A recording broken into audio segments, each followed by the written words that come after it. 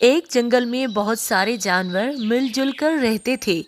وہاں پر بڑے بڑے جانوروں کے ساتھ چونٹیوں کی ایک بستی بھی آباد تھی۔ چونٹیاں ایک اور اتحاد کے ساتھ آپس میں مل جل کر رہتی تھی۔ وہاں ایک ایسی چونٹی بھی تھی جو کہ محلے میں چونٹیوں کو آپس میں لڑانے کے بہانے ڈھونڈتی رہتی تھی۔ وہیں پر ایک اور نیک دل چونٹی بھی رہتی تھی جو کہ سب کو جوڑنے میں لگی رہتی تھی۔ وہ تھی چیچی چونٹی۔ ڈوڈو چونٹی جو کہ دوسروں کو آپس میں لڑانے کی ترکیب ڈھونڈتی رہتی تھی۔ سنو چمچم، آج کیا تم میرے ساتھ بازار چلو گی؟ مجھے کچھ سامان خریدنا ہے۔ ڈوڈو آنٹی، لیکن مجھے تو ساسو ماں کے لیے دلیا بنانا ہے۔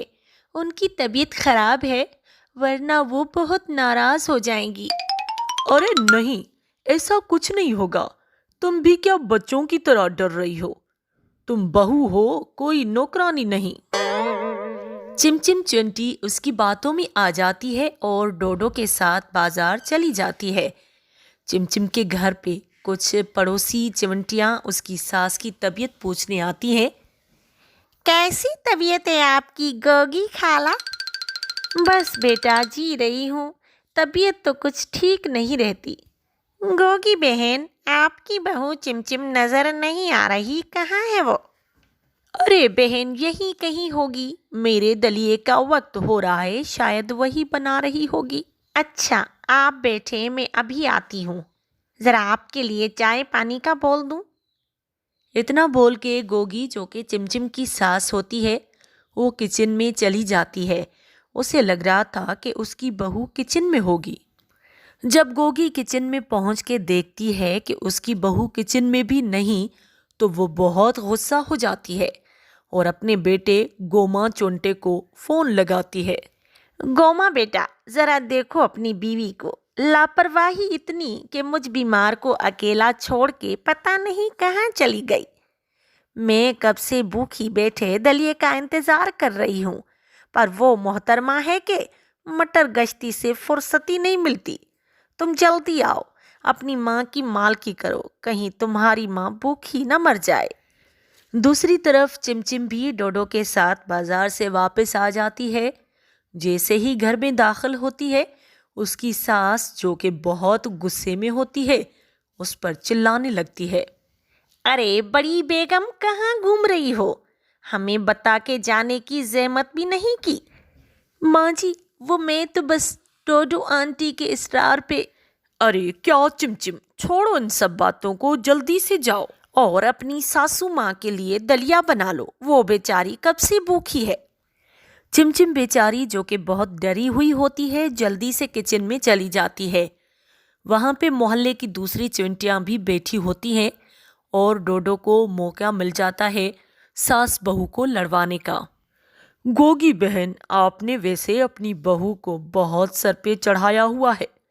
میں تو اسے بہت منع کیا لیکن وہ اتنی خود سر ہے کہ مانی ہی نہیں اور ضد کرنے لگی کہ مجھے بازار گھومنے جانا ہے۔ گھر پہ ساس کی خدمت کر کر کے بیزار ہو گئی ہوں۔ ارے میری پھوٹی قسمت، کیسی بہو ملی ہے جو کہ مجھے 2 وقت کا کھانا کھلا کے بیزار ہو گئی ہے۔ یا خدا، مجھے اپنے پاس بلا لو، اب یہاں رہنے کا کیا فائدہ۔ ارے بہن، دل چھوٹا مت کرو، تم کچھ سوچو، اپنے بارے میں سوچو، اپنے بیٹے کے لیے کوئی اچھی بیوی لاؤ۔ ہاں، شاید اب ایسا ہی کرنا پڑے گا۔ ڈوڈو ساس بہو میں غلط فہمی پیدا کر کے بہت مزے لیتی ہے۔ گوگی بہن، اب میں جاتی ہوں، مجھے تو اپنے گھر کی فکر رہتی ہے، اپنے گھر والوں کی خدمت کرتی رہتی ہوں۔ اتنے میں وہاں چیچی چونٹی آ جاتی ہے جو کہ لڑائی جھگڑے ختم کروا کے گھروں میں خوشیاں بانٹتی رہتی ہے۔ کیا ہوا گوگی بہن، آپ سب اتنی پریشان اور اداس کیوں نظر آ رہے ہیں؟ بس کیا بتاؤں بہن، میری بہو نے جینا حرام کیا ہوا ہے۔ اب تو میرا کھانا پینا بھی اس پہ بھاری پڑ گیا ہے۔ پھر گوگی چونٹی چیچی چونٹی کو اپنے غصے کی وجہ اور سارے معاملے کا حال سناتی ہے۔ ارے گوگی بہن، بس اتنی سی بات، آپ کو تو اپنی صحت کا خیال رکھنا چاہیے، یہ کوئی بڑا معاملہ نہیں ہے، ذرا میں چمچم سے بات کر کے آتی ہوں۔ پھر وہ چمچم چونٹی کے پاس جاتی ہے اور اس سے بھی معلوم کرتی ہے کہ آخر سچائی کیا ہے، اور وہ اسے سب بتا دیتی ہے کہ کیسے چونٹی نے انہیں آپس میں لڑا دیا۔ پھر چیچی چونٹی چمچم کو سمجھا کر گوگی کے پاس لے آتی ہے اور پھر محلے کی دوسری چونٹیاں بھی نکل جاتی ہیں۔ ماں جی، یہ دلیا بنایا ہے، آپ کھا لیں اور مجھے معاف کر دیں۔ میں آپ سے بیزار نہیں ہوں، مجھے ڈوڈو آنٹی زبردستی سے لے گئی تھی اور اس نے آپ سے غلط بیانی کی، پھر بھی مجھے معاف کر دیں۔ سنو بہو، مجھے بھی معاف کر دو، میں بھی زیادہ غصہ کر گئی، شاید بیمار ہوں اور بھوک لگی تھی اس لیے غصہ آ گیا، میں بھی تمہیں بیٹی سمجھتی ہوں۔ پھر وہ دونوں ایک دوسرے کو معاف کر کے خوشی سے رہنے لگتی ہیں۔